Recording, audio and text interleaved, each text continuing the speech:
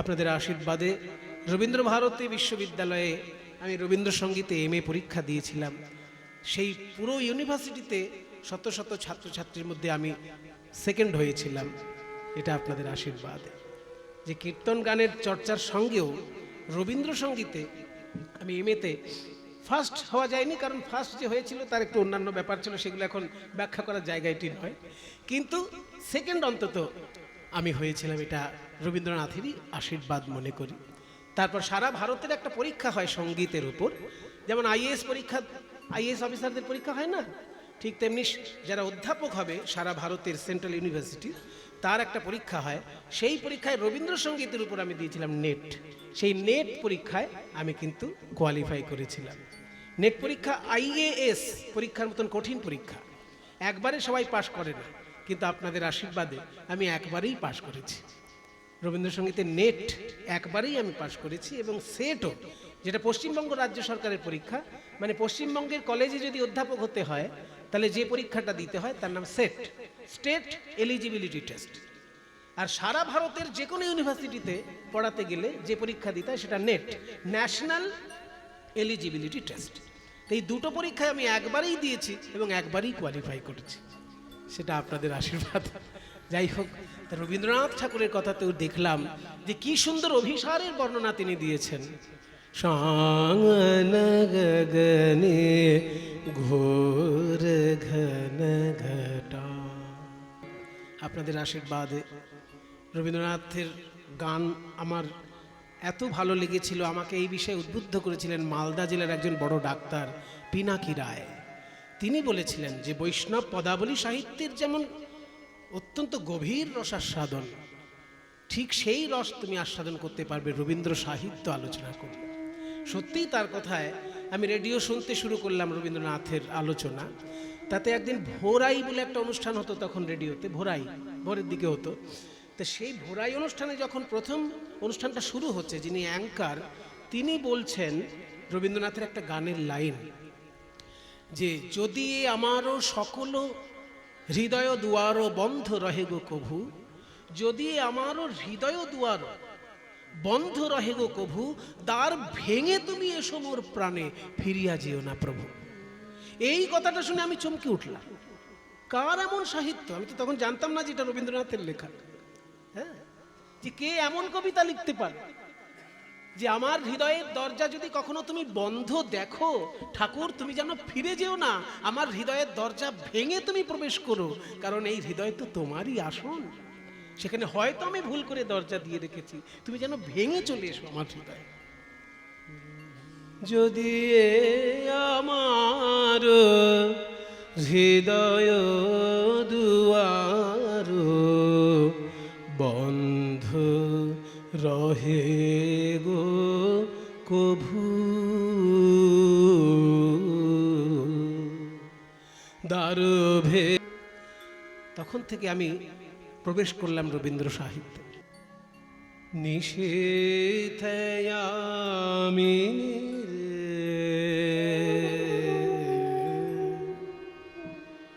সাঙ্গন গগনে ঘোর ঘন ঘটা, নিষেধয়ামি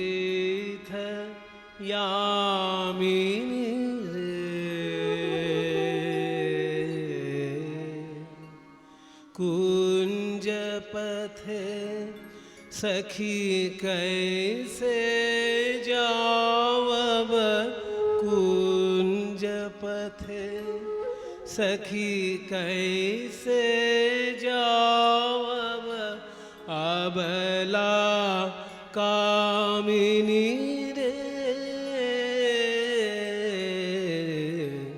शांगन गगने घोर घन घटा। उन्मद पवने यमुना तर्जित घन घन गर्जित मेघ, दमकत विद्युत पथ तरुलुंठित हर कंपित देह, घन घन रिम झिम रिम झिम रिम झिम बरखत नीरद पूंज छाल पियाले ताल तमाले निबिड़ति निरमय कुंज कहरे सजनी ए दुर्योग कुंज निरदय कान दारुणवाशी काह बजावत दारुणवाशी काह बजावत सकरुण राधना मोती बहारे बेश बना दे शीथी लगा दे भाले उरही बिलुंठित लोलची मम गाथ चंपक माले ভাবা যায় কবিগুরু রবীন্দ্রনাথ ঠাকুর বিদ্যাপতির অনুসরণে এই পদ লিখেছেন, এই গান লিখেছেন রবীন্দ্রনাথ ঠাকুর। বলছে মোতিমা হারে বেশ বানা দে, মতির হার দিয়ে আমার বেশভূষা তৈরি করে দে। লোলহি বলছে উরহি বিলুণ্ঠিত, উরহি মানে ভাষাগুলো না বুঝলে কি করে রস পাবো। উরাহি মানে বুকের উপর, আমার হৃদয়ের উপর বিলুণ্ঠিত লৌল চিকুর, এই যে ছড়িয়ে ছিটিয়ে আছে আমার ঢিলে ঢালা চুল কেশরাশি, এই যে ছড়িয়ে ছিটিয়ে আছে আমার হৃদয়ের উপর ঢিলে ঢালা কেশরাশি, এগুলোকে বেঁধে সুন্দর করে সাজিয়ে দেয়। উরহি বিলুণ্ঠিত লোল চিকুর মম বাঁধ চম্পক মালে, চাঁপা ফুলের মালা দিয়ে আমার এই কেশরাশিকে সুন্দর করে বেঁধে সাজিয়ে দে।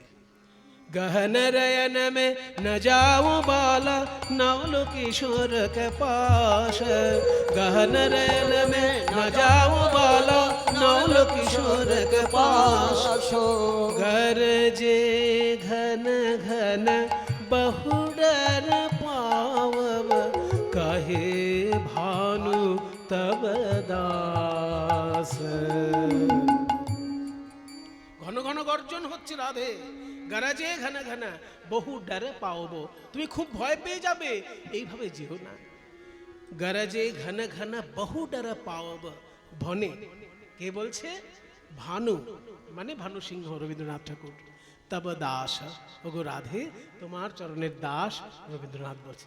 গরজে ঘন ঘন বহু ডর পাওব কহে ভানু तब दास, शांगन गगने घोर घन घटा निशीथ यामिनी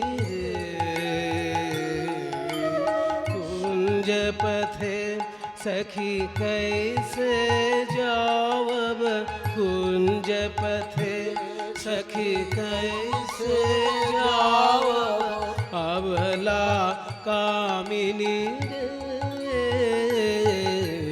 शांगन गगने घोर घन घटा।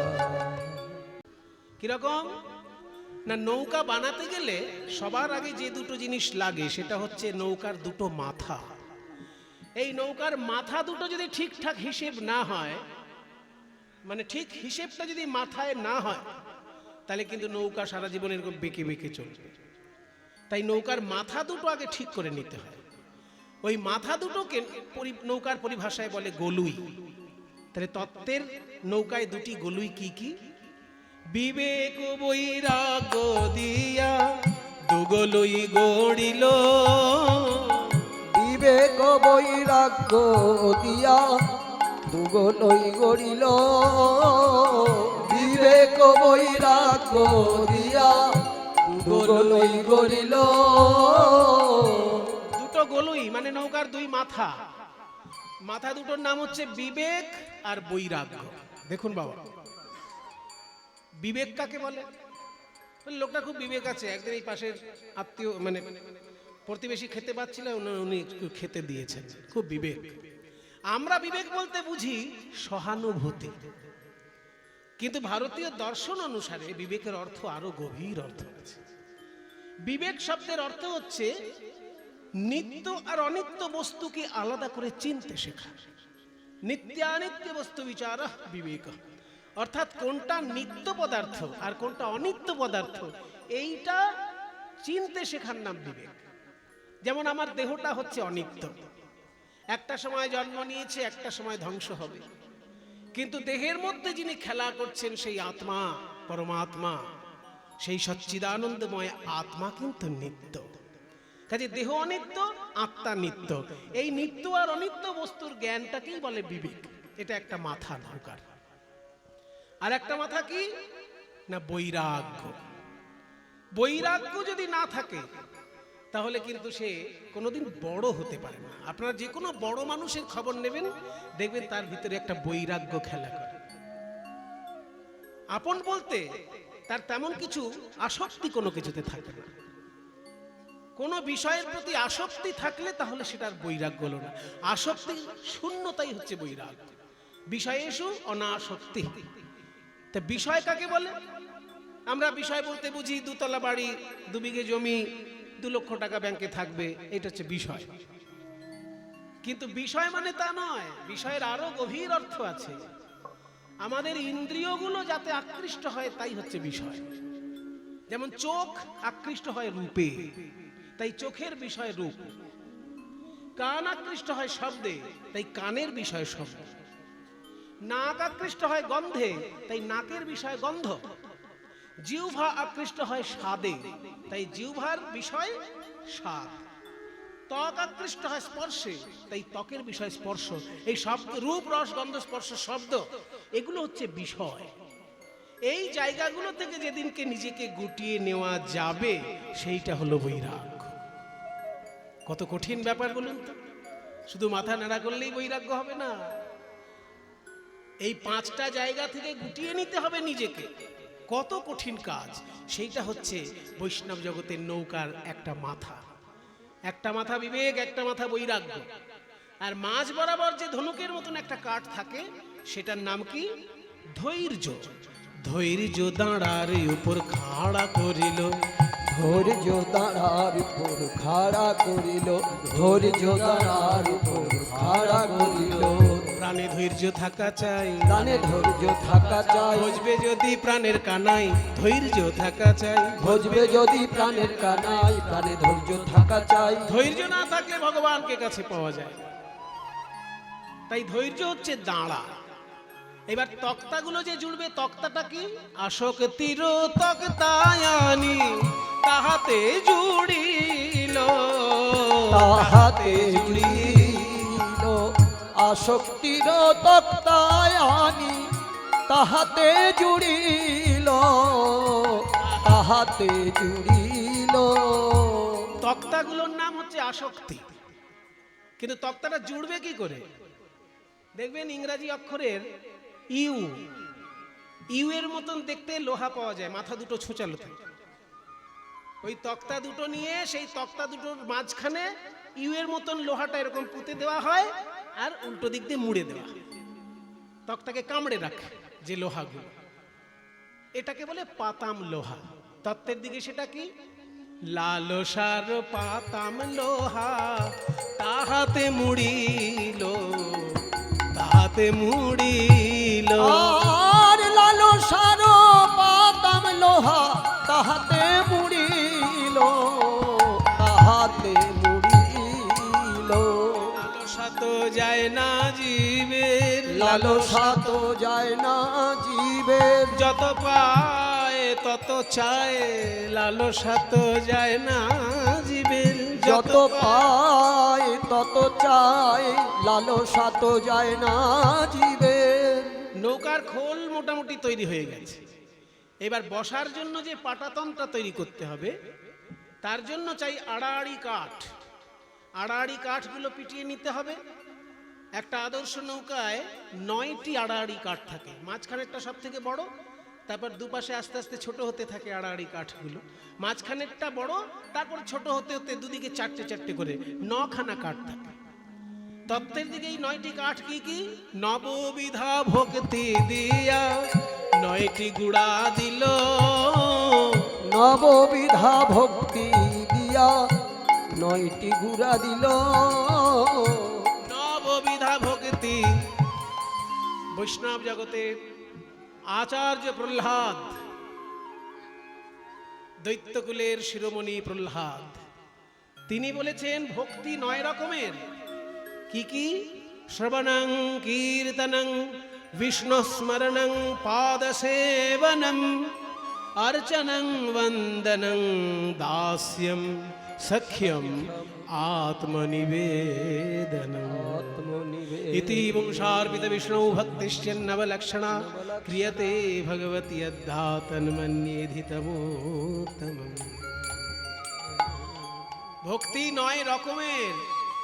এই যে আপনারা কীর্তন শুনছেন, এটা হচ্ছে শ্রবণম, প্রথম ভক্তি। এই যে আমরা কীর্তন গাইছি, এটা হচ্ছে দ্বিতীয় ভক্তি, এর নাম কীর্তন, শ্রবণ কীর্তন। কেউ যদি ধ্যান করে সেটা হচ্ছে স্মরণম। কেউ যদি ঠাকুরের অঙ্গরাগ সেবা করে সেটা হচ্ছে পাদ সেবনম। কেউ যদি পূজা করে সেটা হচ্ছে অর্চনম। কেউ যদি স্তব পাঠ করে সেটা হচ্ছে বন্দনম। কেউ যদি ভগবানকে প্রভু ভাবে আর নিজেকে দাস ভাবে সে হচ্ছে দাস্য ভক্তি। কেউ যদি ভগবানকে বন্ধু ভাবে, যেমন অর্জুন বন্ধু ভেবে ভগবানের সঙ্গে মিশত, কেউ যদি ভগবানকে বন্ধু ভাবে নিজেকেও ভগবানের বন্ধু ভাবে সেটা হচ্ছে সখ্যম। আর কেউ যদি ভগবানের চরণে আত্মসমর্পণ করতে পারে সেটা হচ্ছে আত্মনিবেদনম। এই 9 রকমের ভক্তি হচ্ছে 9টি গুড়া কাঠ, মানে আড়াআড়ি কাঠগুলো। এবার তার উপর তক্তা পেতে দিলেই পাটাতন হয়ে যাবে। তক্তাগুলোর নাম আসক্তি। এইবার চাই পাল খাটানোর জন্য মাস্তুল। তত্ত্বের দিকে মাস্তুল কোনটা? মাস্তুল যেমন সোজা হয় তেমনি সরলতাই হচ্ছে ভক্তি জগতের মাস্তুল। সরল সুবুদ্ধি দিয়া মাস্তুল গড়িল, মাস্তুল গড়িল। সরল সুবুদ্ধি দিয়া মাস্তুল গড়িল, মাস্তুল গড়িল। সরলতাই মাস্তুল। সরল যদি না হয় বাবা, অনেক কিছু হবে, ভগবানের চরণে ভক্তি হবে না। এবার অনেকে তর্ক করে, মশাই সরল হওয়ার অনেক ঠেলা আছে। দেখবেন এই যে গাছগুলো যখন কাটা হয় না, যে গাছগুলো সোজা থাকে সেইগুলো আগে কাটা হয়ে যায়। বাঁকা গাছগুলোতে ফার্নিচার হয় না, সেগুলো বাঁকাগুলো পড়ে থাকে। সোজা গাছগুলো আগে কাটা। তাহলে সরল যারা তারা তো আগে কাটা পড়বে। বলছে একটা জিনিস জেনে রাখো ভাই, যে গাছটা সোজা বলে কাটা হচ্ছে তাতেই ফার্নিচার হবে, আর যেটা বাঁকা বলে কাটা হচ্ছে না পড়ে থাকছে ওটা কোনো কাজে লাগবে না, শুধু চিতার কাজে লাগবে। ঠিক তেমনি সরল যদি হতে পারো তাহলে গোবিন্দ চরণে সেবায় লাগবে, আর যদি বাঁকা হয়ে জীবন কাটিয়ে দাও তাহলে অপেক্ষা করো, শুধু চিতার কাজে লাগবে, আর কোনো কাজে লাগবে না। সেই জন্যই বলা হচ্ছে ভক্তি জগতের সরলতাই হচ্ছে মাস্তুল। রাধা নামের বাদাম তাহে উড়াইয়া দিল, ওই রাধা নামের বাদাম তাহে উড়াইয়া দিল। সাধু সঙ্গ কানি দড়ি চৌদিকে বাঁধিল, সাধু সঙ্গ কানি দড়ি চৌদিকে বাঁধিল। মাস্তুলের সঙ্গে পাল খাটানো হয়ে গেল। এবার পালের ওই কাপড়টার সঙ্গে দড়ি দিয়ে টান দিয়ে রাখতে হবে না। এই যে দেখুন প্যান্ডেলের মাথাগুলো দেখুন, এই যে দড়ি দিয়ে প্যান্ডেলের ত্রিপলটাকে টেনে রেখেছে, ওইরকম পালগুলোকে দড়ি দিয়ে টেনে রাখা হয় আর নৌকার কানায় কানায় বেঁধে দেওয়া হয়। এই নৌকার কানায় কানায় বেঁধে দেওয়া হয় বলে ওই দড়িগুলোর নাম কানি দড়ি। তাহলে তত্ত্বের দিকে দড়িটা কোনটা? সাধু সঙ্গ কানি দড়ি, সাধু সঙ্গ কানি দড়ি, সাধু সঙ্গ কানি দড়ি। মন পালকে রাখে ধরি, সাধু সঙ্গ কানি দড়ি। মন পালকে রাখে ধরি, সাধু সঙ্গ কানি দড়ি। মন পালকে রাখে ধরি, মায়ার হাওয়ায় উড়তে দেয় না, মন পালকে রাখে ধরি। মায়ার হাওয়ায় উড়তে দেয় না, মন পালকে রাখে ধরি। সাধু সঙ্গ কানি ধরি, সাধু সঙ্গ কানি ধরি, চৌদিকে আটিল। সুন্দর সুন্দর নৌকা সাজানো হয়েছে। ও মা, এ তো তত্ত্বের নৌকা। এই তত্ত্বের নৌকা তো আর সাধারণ লোকে বুঝতে পারবে না, ওই জন্য সাধারণ মানুষের জন্য একটু মণিমাণিক্য দিয়ে নৌকাটা সাজিয়ে দাও। তাই মণিমাণিক্য দিয়ে এবার নৌকাটা সাজানো হচ্ছে। কিভাবে? সৃজিল তরণী খানি প্রবাল মুকুতা আনি রে। সৃজিল তরণী খানি প্রবাল মুকুতা আনি রে। মাঝে মাঝে হীরার গাঁথনি, মাঝে মাঝে হীরা আর গাথুনি। শিখি পুচ্ছে গুঞ্জা ছড়া রজত কাঞ্চনে মোড়া। শিখি পুচ্ছে গুঞ্জ ছড়া রজত কাঞ্চনে মোড়া। ও কেরোয়ালে রজত কিঙ্কিনি, কেরোয়ালে বাজো বলি সাধের তরি সাজা এলো। রজত কাঞ্চন দিয়ে সাধে তরি সাজাইল।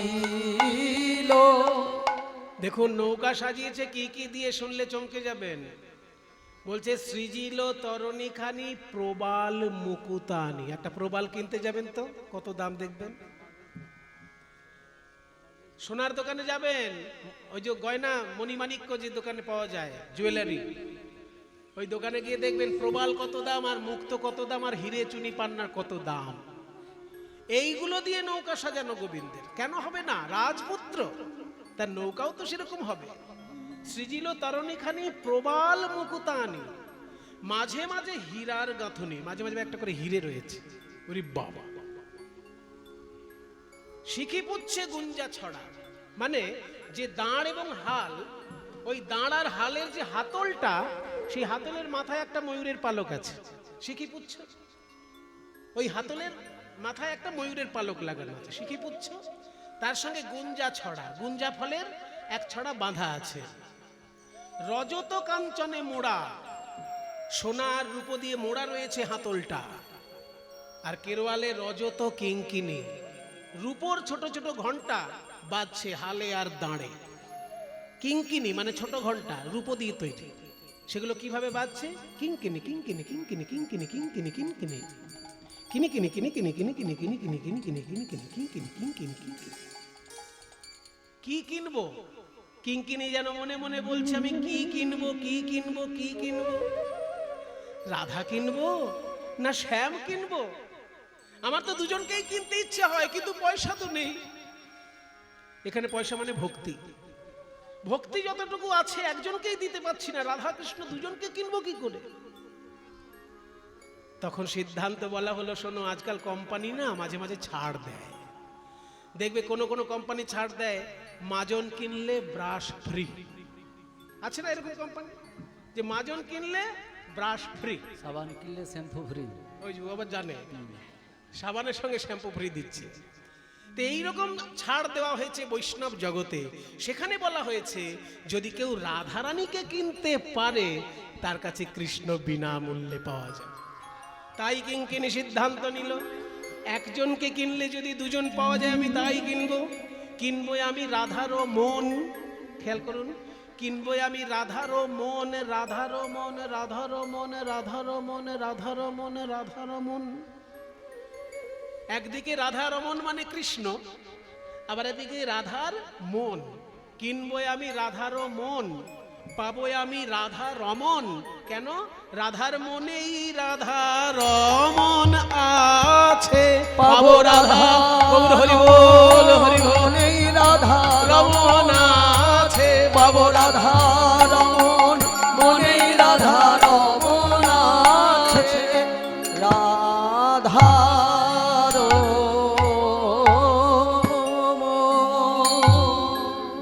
শুনবো আমি রাধারমন রাধারমন রাধারমন। রাধাকে কিনতে পারলেই রাধার মনেই রাধারমন আছে। তাই আজকে কিঙ্কিনি বাজছে।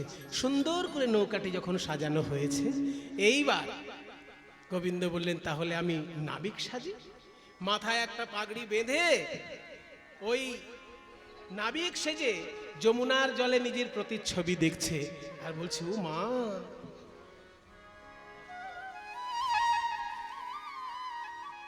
আমি এত সুন্দর কবে বা হলাম, আমি এত সুন্দর কবে বা হলাম, সুন্দর কবে বা হলাম, আমি এত সুন্দর কবে বা হলাম।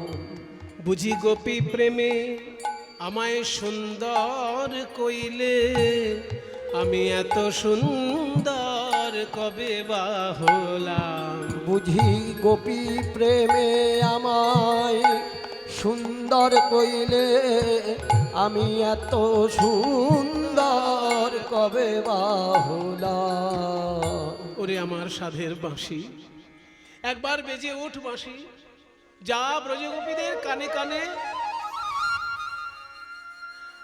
আমার আহ্বান পৌঁছে দে বাঁশি। ব্রজগোপীর কানে কানে আমার এই আহ্বান পৌঁছে দে। তাই বেজে উঠল বাঁশি। চতুরে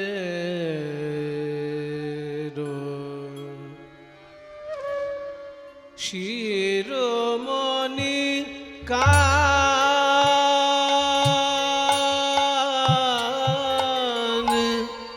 চতুরের শিরোমণি কান,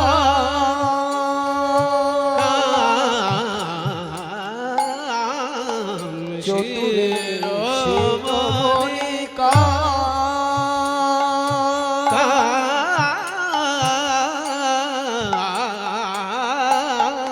শিরোমণি কান রে, চতুরের শিরোমণি কান। হেরি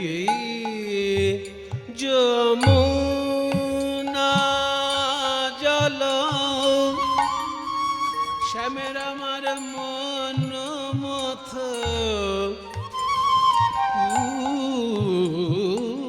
উথলল হেরি যমুনা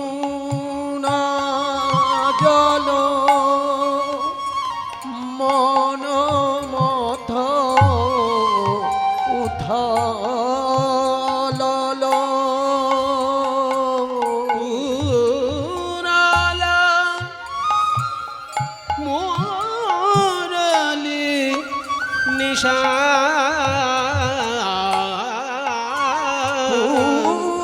পুরাল মুরলি নিশান, মুরলি নিশান, মুরলি নিশান, মুরলি নিশান, চৈরমণি কান রে, চতুরের শিরোমণি কান, চতুরের শিরোমণি কান। জানে রে জানে দা জানে দা মাগা,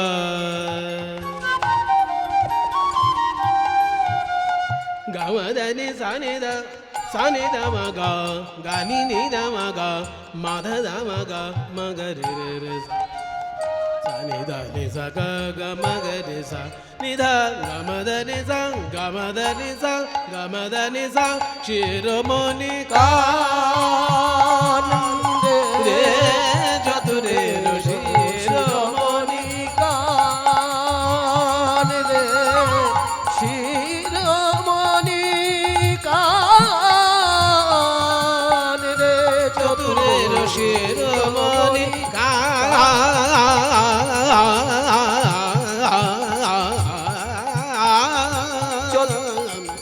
শিরোমণি কান,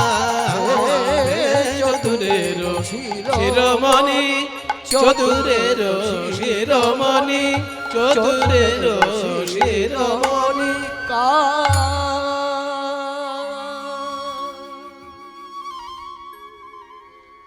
যখনই এইভাবে মধুর মুরলী বাজিয়েছেন,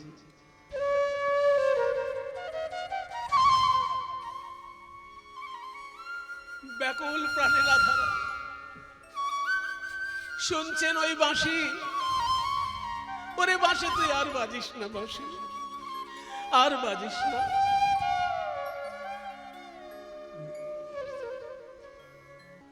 রাধারানী আজকে সেজে গুজে যাবেন ভাবছেন, কিন্তু যাবেন কি করে? শাশুড়ি ননদই তো পথ আগলে রয়েছে। তাই বুড়িমা এসে বলছে, রাধে আমি তোর শাশুড়ির কাছ থেকে অনুমতি নিয়ে আসবো, দাঁড়া।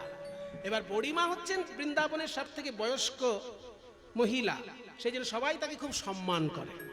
এবার সেই বয়স্ক মা বুড়িমাই তিনি গিয়ে জটিলাকে বলছে, ও জটিলে উঠে দাঁড়া। হ্যাঁ, তোর থেকে আমার বয়স বেশি আর তুই আমার থেকে বুড়ি বেশি, এদিকে আয়। রাজার মেয়ে রাধারানীকে বৌমা করে বাড়ি এনেছিস, এই ভাঙা ছাদের নিচে রাখবি বলে? পয়সা কি উড়ে আসে? পয়সা কোথায় থাকে জানিস না? শাস্ত্রে কি বলেছে? পয়সার 3টে জায়গা আছে।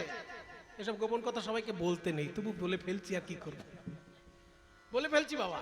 3 জায়গায় পয়সা থাকে, শুনে রাখুন সবাই। বাণিজ্যে বসাতে লক্ষ্মী। যদি কেউ ব্যবসা ঠিকঠাক করতে পারে, ব্যবসায় যদি ফাঁকি না থাকে, ব্যবসায় যদি পরিশ্রম থাকে, ঠিক একদিন সে লক্ষ্মীর কৃপা পাবে। ব্যবসা 1 নম্বর পয়সার জায়গা। বাণিজ্যে বসাতে লক্ষ্মী, তদর্ধং কৃষি কর্মণি, তার অর্ধেকটা থাকে চাষবাসে। চাষবাসকে লোকে অবজ্ঞা করে, কিন্তু চাষবাস খুবই মূল্যবান, অন্তত ভারতবর্ষের জন্য।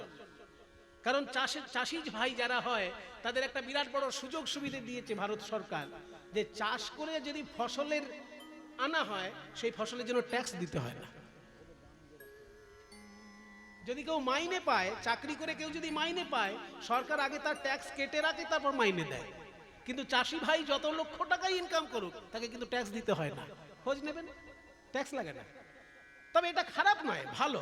কেন ভালো না? চাষ তো প্রত্যেকবারে ভালো হয় না, কোনো বার চাষের মারাত্মক ক্ষতি হয়ে যায়, সেই জন্যই এই নিয়মটা। কিন্তু সুযোগটা আছে, যদি প্রত্যেকবারই কারোর চাষ ভালো হয়, ভালো লক্ষ্মী আসবে তার ঘরে। তাই 3 জায়গায় লক্ষ্মী থাকে।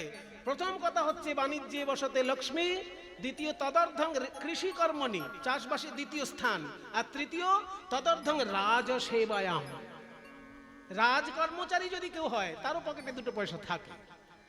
আর ভিক্ষায়াং নৈব নৈব চ, ভিক্ষায় কখনো লক্ষ্মী থাকে না, অলক্ষ্মী থাকে। তাহলে তোরা তো রাজবংশের, তোদের বাড়িতে তো ব্যবসা আছে। আরে বাবা, ব্যবসায় লক্ষ্মী থাকে তো ব্যবসা কর, তোদের দধি দুগ্ধ পচে যাচ্ছে, গিয়ে বিক্রি কর। ব্যবসা করবে, বিক্রি করতে যাবে টাকে। তুই চল, আমি বুড়ি হয়েছি, আমি কি আর পারি? তুই পারিস না তো তোর মেয়েকে পাঠা। ওই মেয়ে, এই যে বাবারে বাবারে, সাংঘাতিক মেয়ে। কি সুন্দর মালা গলায়। হ্যাঁ, মালা দোলায়, কিন্তু কুল গাছে গিয়ে চুল লাগিয়ে ঝগড়া করে। হ্যাঁ কুল গাছে গিয়ে, কাটা গাছ, হ্যাঁ, সেখানে চুল ছেড়ে দিয়ে কুলের কাটাতে লাগিয়ে কুল গাছের সঙ্গে ঝগড়া করে। এমনি মেয়ে আমার। এমন মেয়ে। হ্যাঁ। বলি আমড়া গাছে কি আর আম হয়? তাই কখনো হয় নাকি? তুই যেমন ঝগড়াটি, তোর মেয়েও হয়েছে সেরকম ঝগড়াটি। আরে পেটে ধরেছে, হ্যাঁ, ফেলে দেব না। ফেলে কে দিতে বলছে? তোর মেয়েকে তুই বুকে করে রাখ। সে তো রাখবোই। বাড়িতে কি আর কেউ নেই ব্যবসায় যাওয়ার মতো? ছেলে আছে, সে আমার। ছেলে কি করে? সারাদিন কালী জয় কালী জয় কালী, আমার খেপা ছেলে কালী ভক্ত। তাহলে সে যাবে না ব্যবসায়? না, সে কখনো যাবে না। বৌমা নেই আছে, কই? এই লোকজনের মাঝে বলবো? আমি ওর মুখ দর্শন করি। বলুন, আমি ওর মুখ ওই দেখুন, ওই মেয়ে।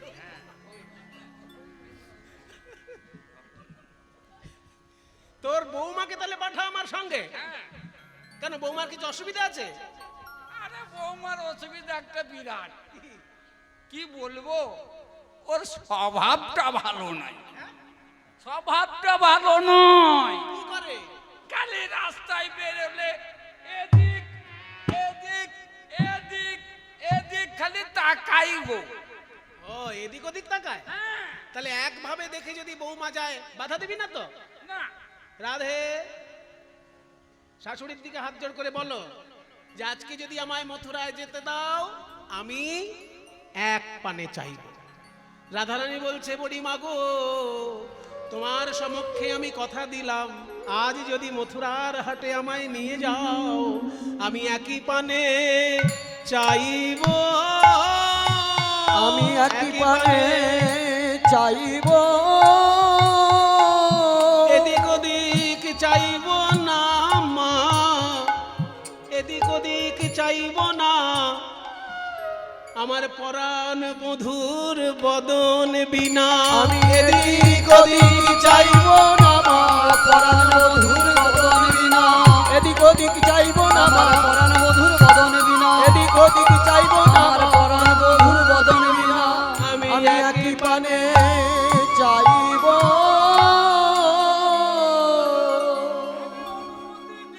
অনুমতি দিলে নিয়ে যাও, নিয়ে যাব। কিন্তু ভালো করে আমাদের ব্যবসাটা শিখিয়ে দেবে আর ভালো জিনিস কিনে দেবে। পৃথিবীর ব্যবসা করিয়ে দেবো তোদেরকে। হ্যাঁ, আর ভালো জিনিস কিন্তু কিনে দেবে।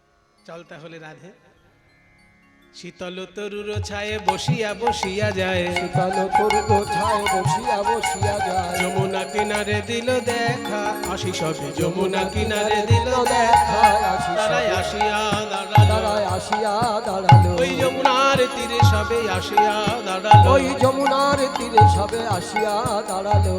যমুনার তীরে যখন এসেছেন গোপীগণ, বুড়িমা কই নৌকা কই, তুমি একটু সরে দাঁড়াও দেখি। ওই তো বহু দূরে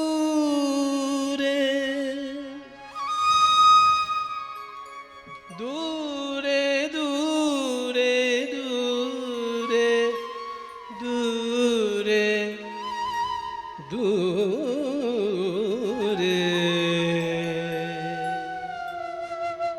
আরে বাবা দূরে কি বলবি তো? একখানা তোরি দেখা যায় গো, ও বহু দূরে একখানা তোরি দেখা যায় গো। তোরে একবার ভাসে একবার ডোবে মধ্য যমুনায় গো, তোরে একবার একবার ভাসে একবার ডোবে মধ্য যমুনায় গো।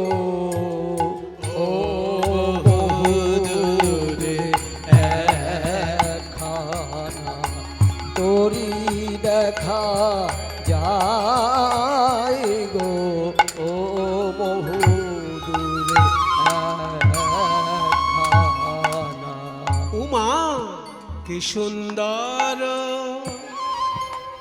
তরিখানি,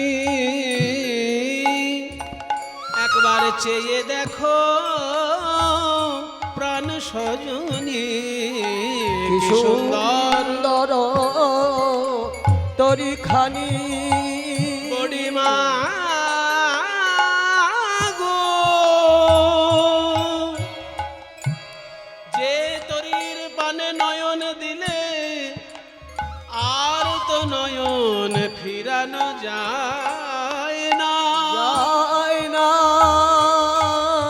যার তরিখানি এত সুন্দর জানি না সেই নাবিক আরো কত সুন্দর, কি সুন্দর কি সুন্দর তরিখানি, কি সুন্দর তরিখানি, কি সুন্দর তরিখানি, কি কি সুন্দর তরিখানি বড়িমা।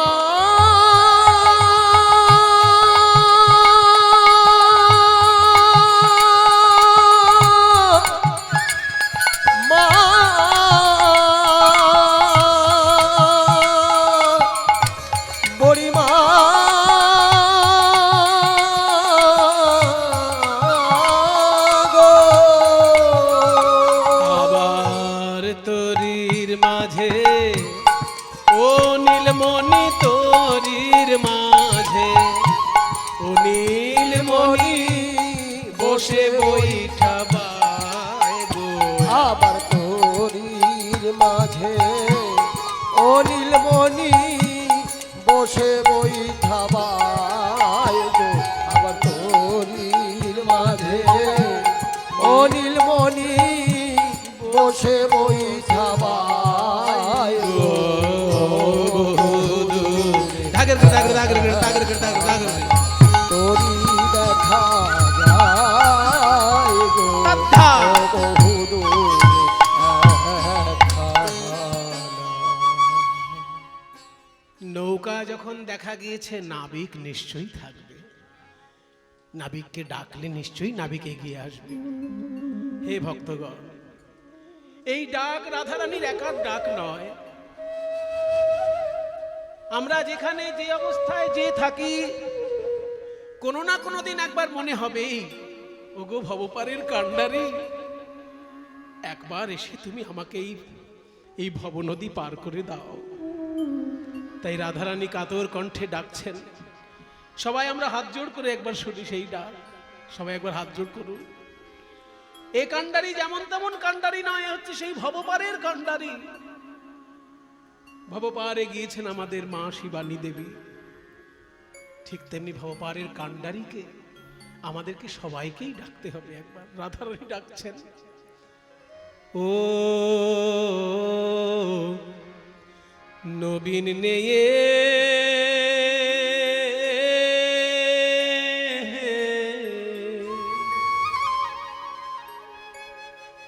বলি আরে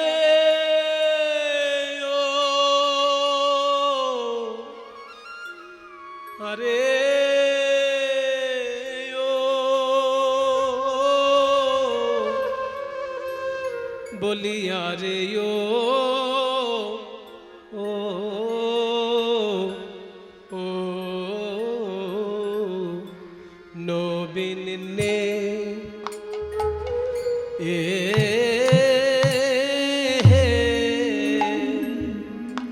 আমাদিগে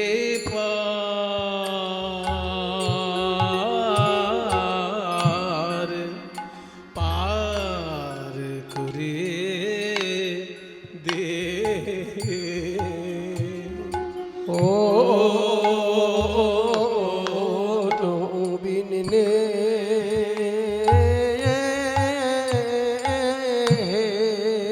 আমরা হলাম অবলা, আমাদের সাঁতার দিয়ে পার হবার বল তো নাই।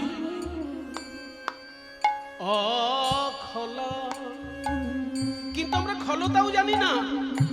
তোমাকে যে পয়সা দেব বলবো সে পয়সাই দেবো তোমাকে, পার করে দাও।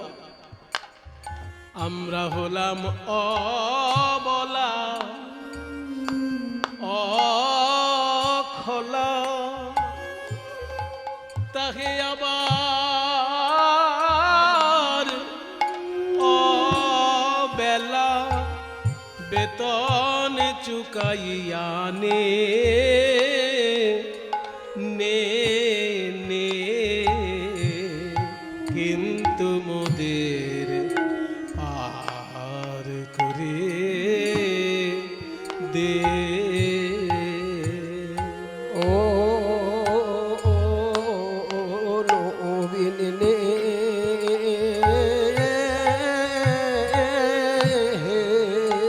বলো বলো আমরা কি দাঁড়ায়ে রব, বলো বলো আমরা কি দাঁড়ায়ে রব।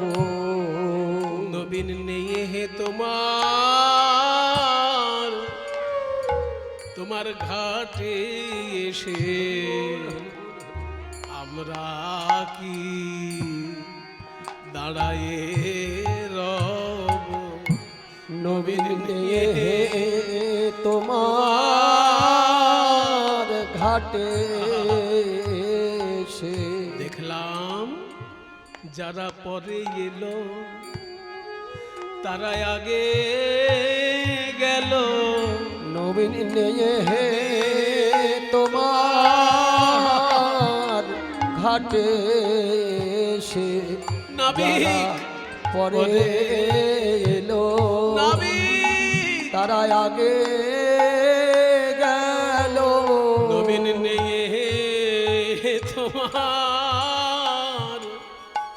ঘাটে এসে যারা পরে এলো তারা আগে গেল নবীন নেয়ে হে তোমার ঘাটে এসে আমি কোন অপরাধে পড়ে রইলাম যারা পরে